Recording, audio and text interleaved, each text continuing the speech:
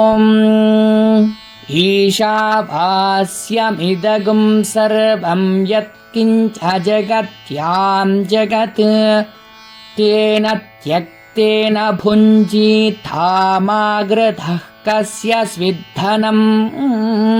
మంత్రం యొక్క అర్థాన్ని తెలుసుకుందాము. అఖిల బ్రహ్మాండమునందు గల ఈ జగత్తంతయు ఈశ్వరుని చేత వ్యాప్తించి ఉన్నది. ఇందలి ఏ అంశము కూడా అతనితో రహితమై లేదు. అందుచే ఈశ్వరుని సాన్నిధ్యము అనుభవింపుచు సమర్పణ బుద్ధి ద్వారా త్యాగపూర్వకముగా ప్రాప్తించిన దానిని అనుభవింపుము.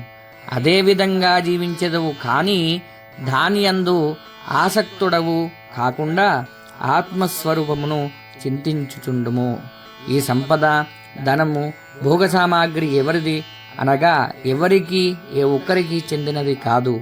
అన్నీ పరమేశ్వరుని యొక్క స్వరూపాలు, అన్నీ పరమేశ్వరుని యొక్క స్వంతము అని ఈ మంత్రం యొక్క భావము.